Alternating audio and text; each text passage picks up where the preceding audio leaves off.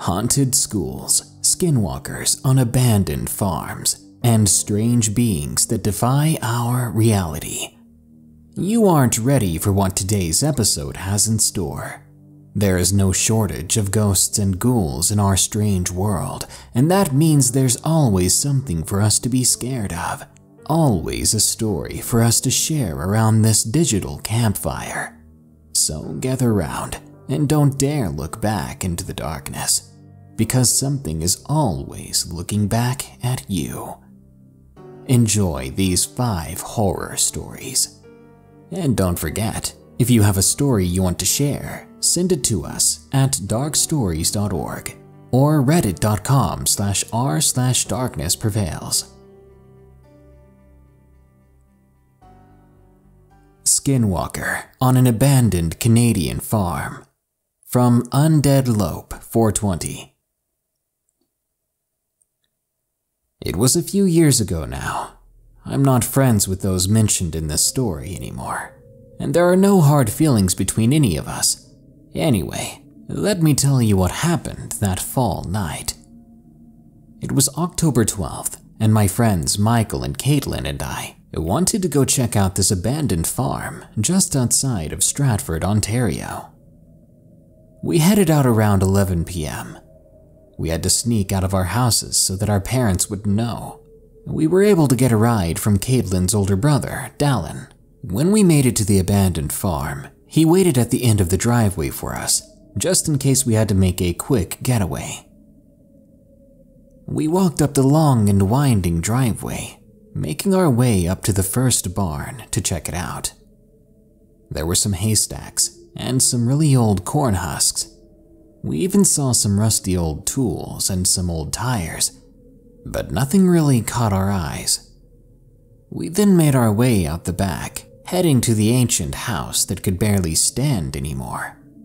The roof seemed to have caved in a long time ago, and the windows were smashed to bits. There were a few pieces of graffiti too, but not much. We climbed through the knocked-in door, entering what we assumed used to be a living room. There were old rotting couches and chairs sitting there in the room. Broken and cracked flower pots scattered about near the windows and corners. There was an old fireplace ruined and falling apart. I decided to take a look up into the chimney. When I did, I shone my flashlight up. I immediately saw 2 pairs of eyes before the sounds of wings flapping filled the air.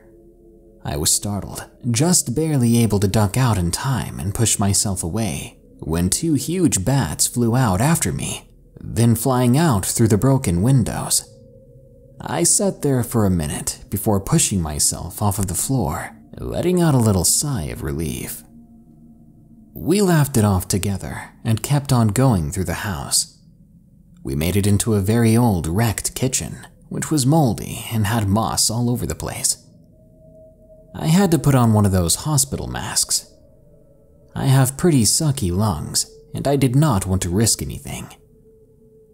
We got out of the kitchen and pretty quickly made our way to the back of the house, where we reached a little sitting room. There were green and blue tinted chairs and flowers overgrowing everywhere.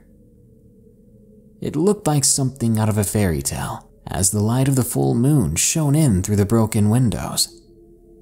I looked around in awe until something outside caught my attention. It was some sort of animal. I told Michael and Caitlin about it, then said we should finish up checking the next barn quickly so we could leave here sooner than later. We shouldn't have been out this late anyway, especially way out in the countryside like this. They agreed, and we made our way out of the house and over to the barn. The barn had a huge silo attached next to it. We entered through the silo doors and looked up at the huge tube of metal. We made a few echoing comments there before continuing on into the actual barn. It was the type of barn you would see in a country romance movie, where the city girl falls in love with the country guy. Exactly like that, but perfectly intact somehow, save for a bit of mold and moss. But completely unlike the house, everything in it and around it was intact and unbroken. I got a sudden cold chill down my back, feeling as if I was being watched. I stood up from the cup I had been looking at on the green counter. I began to scan the room around me, only to see Michael and Caitlin doing the same thing. We decided that it was probably time to leave now, and made the choice to take a trail from the farm back to the front driveway. We thought that would be faster. As we exited the barn, we began hearing noises from the side of it. We cautiously walked a bit further away from the sound, but in the same direction toward the path. We finally made it to the side of the barn after what felt like minutes, which in reality, it had only been a few seconds. We decided then to walk a bit more casually and hope that whatever we heard wouldn't attack us. We walked away, staring ahead of ourselves, not looking in the direction of those sounds anymore. But I did make the mistake of looking back just once, further along the path. And God, I wish I never did it. When I looked back, I stopped dead in my tracks, because behind us, there was something limping towards us. At first, I thought it was a deer, but its ribs and stomach were torn and mutilated. Its face was 60% skull, and the eyes were wide and sunken in. Those eyes were yellow too, a demonic color on almost anything. Not to mention the back legs were much taller than the front, and it had no tail. It looked like it had been run over with a tractor, yet somehow survived. I noticed that Michael and Caitlin had stopped and were staring at it. Together, we stood in silence and watched this thing limp towards us a bit, then stop and turn to limp into the woods. Once it was out of sight, we came to our senses and booked it out of there and back to the car. When we made it to Dallin and the car, we jumped in and screamed at him to slam on it. We raced away from that haunted place and never went back. We never spoke about it again. A year later, our friendship ended. Was it a skinwalker? Or was it some poor, desperate animal that should have been dead already? Either way, it was the most terrifying thing to see on an old, abandoned farm.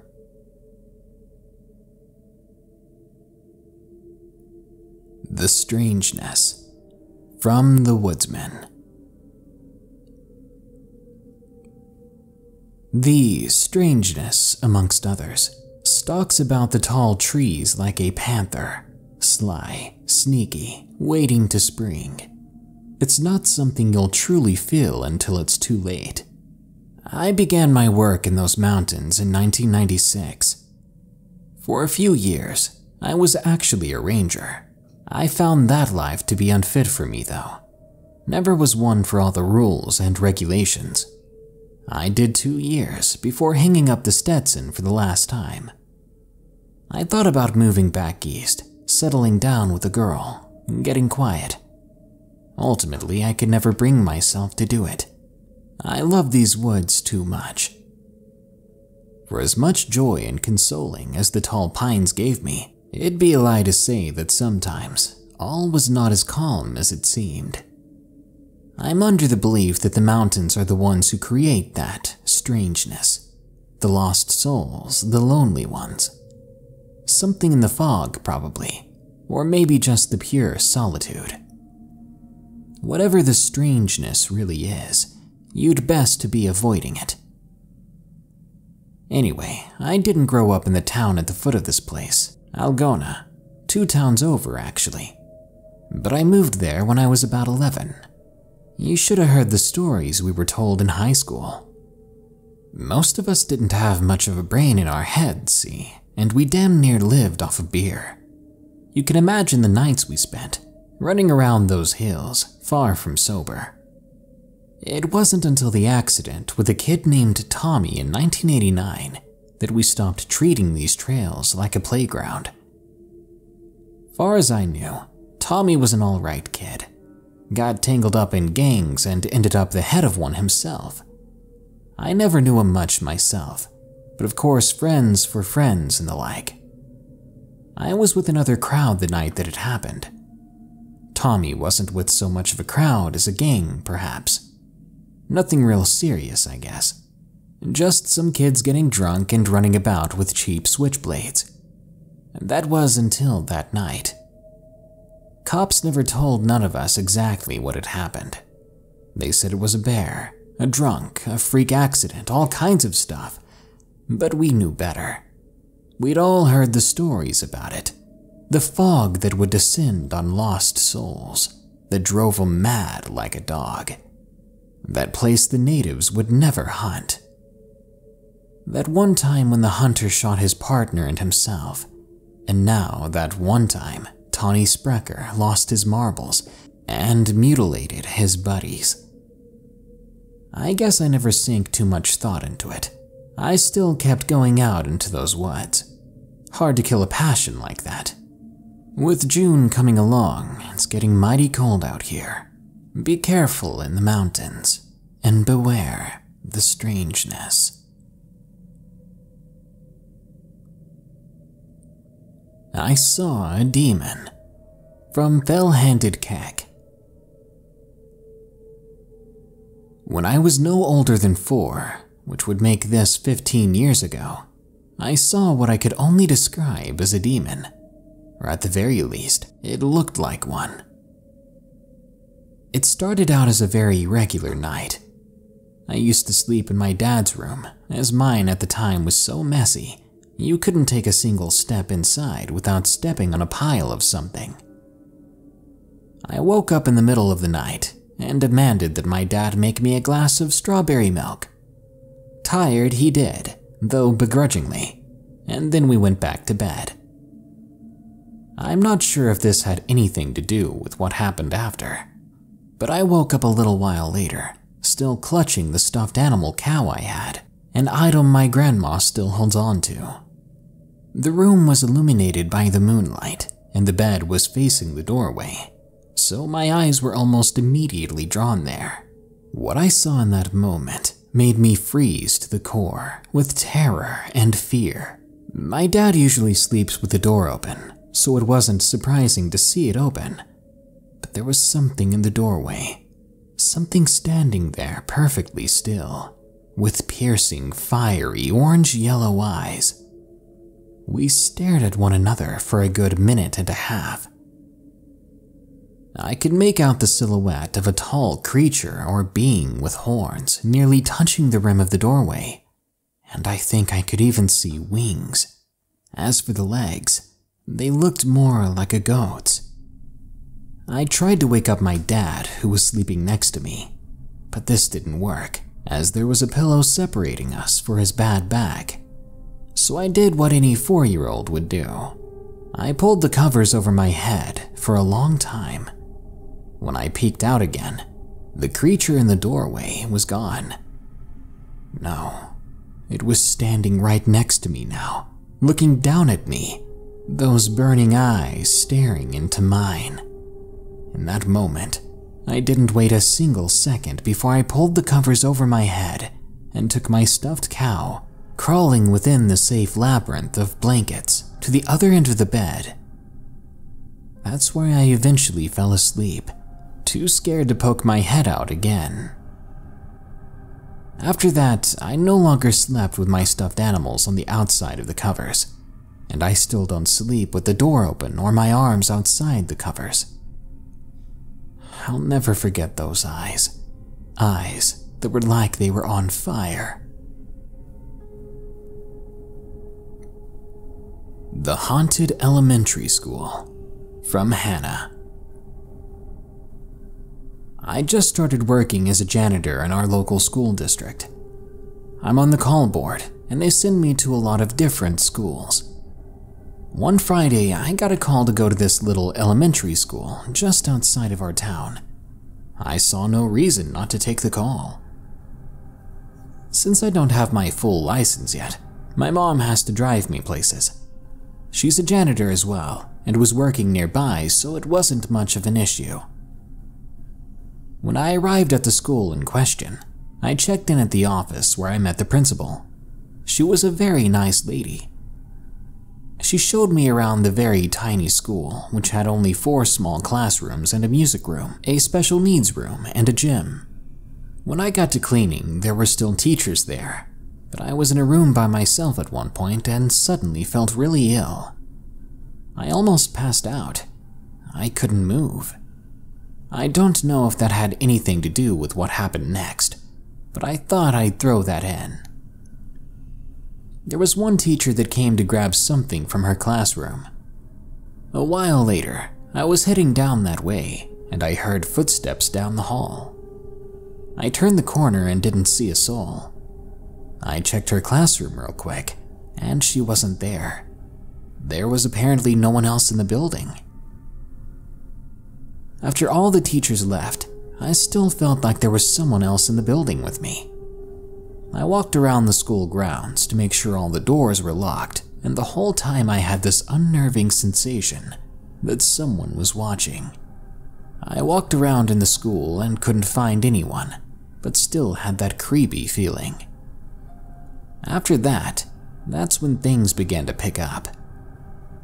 The first time I went into the janitorial room while no one was there, I heard 3 inexplicable knocks on the wall, and then a little pause followed by 3 more knocks. Before I could even guess what made those knocks, I heard a loud cry from that same hallway that I'd heard the footsteps from, and then someone began to moan. I was so on edge the entire time, I thought I'd go on my break and sit down a while to calm my nerves. But what happened just made my mental state worse. I was sitting at a table in the staff room when I heard footsteps down the hall coming toward me. I then suddenly felt 2 hands gently placed on my back begin to slowly push me forward, followed by a very deep and sinister laughter. This scared the hell out of me. After my break, all I had to do was take out the garbage, recycling, compost, and then mop. I put all the bags outside so I could take them to the bins when I was finished. I was going to get my mop bucket ready, and when I was walking into the janitorial room, there was one very loud bang on the wall. I quickly filled my mop bucket and began mopping the bathrooms. I had one last bathroom to do. I was dreading it because it was in the kindergarten room, and that's where I was getting the worst feeling. But it had to be done. When I was done mopping the kindergarten bathroom, I quickly glanced behind me into the closet by the bathroom. That's when I saw him, standing in the corner staring at me. I froze. I couldn't move a muscle until I built up the strength to turn around and see that he was now gone. I dumped my mop bucket and just really wanted to leave, but I had 30 minutes until my shift was over, and I still had to turn the lights out. I really didn't want to be in this place anymore, especially when the lights go out. I know it sounds childish to be afraid of the dark, but I eventually convinced myself to just get it over with. As I got to the kindergarten room, I just became covered in goosebumps from head to toe. I had all the lights off except the one by the door for my sake, and I still had 20-some minutes left. So I decided that I should try and find the bins outside. I didn't really know where they were here. I went outside, turning the corner. As soon as I did, both outside lights turned off, and I could see that the lights in one classroom were still on. Crap. I headed back to the door and I looked to the right of the building, where the playground was. I could see something sitting in the playground a few feet from the fence. As I didn't want to freak myself out anymore by looking at it, I went back in to turn those dang lights off. I then called my mom to ask where the bins were here, because she had worked there once before. Now that I knew where the bins were, I could take out the garbage quickly. I had 3 bags, and I had to do 2 trips because one of the bags was very heavy. So I got to the bins, and I was about to put one of the bags in the bin, and right before I did, the outside light turned itself off again. I looked back at the bin to see it was the wrong one. I scooted over to the right bin and the light turned back on all of a sudden. As I walked back to get the last bag, I told myself not to look at the playground, but my curiosity got the best of me. I looked, but the thing was gone. I was confused. I went and dumped the other bag and went back inside. Once again, goosebumps flooded all over me. So I clocked out early and I left. As I was walking down the parking lot, I glanced back at the playground, and that thing that was sitting in that spot by the fence, it was back. I quickly turned my head away, but I couldn't help but glance back again at it to see that it was now right up against the fence. It was watching me. I freaked out. I wanted to cry the whole time I was waiting for my mom in that empty parking lot. Eventually, she came by to get me, and she asked how my day went. I immediately told her that school was haunted. She simply replied, "Didn't I tell you?" She then began to tell me stories that she and her coworkers had of that place. I hope they never ask me to work that elementary school again. What just happened to me? From Mystically Forbidden.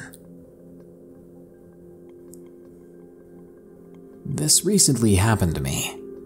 The last job I worked as a driver. Though it was not the best job, it was easy. I knew the area. I grew up in this particular city all my life, and never once doubted where I was making my delivery. This fact is important for what happens next. It was a normal day, and as I was almost done with my shift, my boss Paul let me know that it was my last run, and from there I can run off to do whatever girls do, which at the time for me was school. I was in the zone listening to music. I blinked, and that's when it happened. I became completely and utterly confused. I blinked over and over again. Where the heck am I thought. Though I was still driving, nothing was familiar. I was lost. I felt as though I blanked out for a few blocks and ended up in another world entirely. In that moment, I felt my heart start to race, and I broke out into a cold sweat. I was literally just a few blocks from my destination, and the next thing I knew nothing. I continued to still drive straight, but I was starting to panic, glancing from left then to right. There was a Walgreens, a CVS, a Wendy's. I knew what they were, but I did not know the area. Nothing was clicking like it was supposed to be. I tried to think back. What was the last thing I could remember? I remembered listening to Z100, and then I remembered to check the time on the radio. When I looked at it last, it was 2:43. That was just moments ago. But when I looked at it now, it was 3:26. Feeling nauseous, I pulled over to the side of the road. I wasn't sure what to do. I grabbed my phone off of its stand, but it had no service. How did a 15-minute drive turn into nearly 40? Not only that, but with a side of WTF. Am I supposed to get out? Do I ask someone where I am? Or do I have a total meltdown? In the next moment, I glanced back up, and I knew where I was. What happened to me? It was though the area I was driving in, the area I knew all my life, was wiped from my memories. 1 second, I knew where I was, and the next, the area was nothing that I could recall. But here I was. Nothing had changed. There goes the Walgreens, the CVS, the Wendy's again, except I remembered the area this time. Though this is the first time this happened to me, it was not the last. A month after the first occasion, it happened again. Though this time I was driving home from work. I was not listening to music this time. Rather, I had the windows open, just feeling the breeze hit my face. The only thing I can recall was a moment before the confusion hit. there was a bright light and a sudden wave of tiredness. To this day, I don't know what happened to me, and I'm afraid it'll happen again, with much more terrifying and dangerous results. It's all fun and games until someone summons a demon, or pisses off a skinwalker. And for those disturbed few of us, these scenarios would be the worst kind of heaven. I hope you enjoyed today's stories. Now you can go on about your own day, hoping that you don't experience lost time and haunted schools for yourself. Good night. If you enjoyed this episode of Darkness Prevails, be sure to like, share, comment, and subscribe. If you want to hear your own story narrated on the show, send it to us at darkstories.org or at reddit.com/r/darknessprevails. If you want to support the show, you can do so by going to the links below in the description. There's a link to my Patreon where you can donate, and a link to my merch store where you can get some creepy cool shirts. Now, as usual, here are my 5 favorite early comments from the previous video about 5 scary camping stories. Hanzor says, cabin stories. Heck yeah, I was actually planning to do that quite soon. Speaking of which, if you've got a cabin story and you want it narrated, send it to me with the links below. Great minds think alike, Hanzor. Soundwave Production says, oh boy, it's about that time again, huh? Well, time to turn off the lights and get some holy water, 'cause it's spooky time. Holy water, huh? I prefer holy lubricant myself, but maybe we have different ideas in mind. Sir Itchyball says, I saw a hairy man setting up his tent in a thong at a festival once. It still haunts my dreams. Crap, I was hoping you guys wouldn't remember me doing that. That's what I get for forgetting to pack my swimming trunks. And Mo says, working my 11-hour shifts go by in the blink of an eye listening to your stories. I'm glad I can help. In my experience, listening to music versus listening to a podcast. Podcasts help the time go by way better. They're much more immersive, especially scary stories and educational paranormal podcasts. Well, that brings us to the end of this Darkness Prevails episode. But don't you worry, more scary stories are on the way, so stay tuned. Until next time, here are the credits to my amazing patrons who continue to donate and support the show. They're amazing people. Remember, stay safe out there and stay creepy, because this world is a strange one.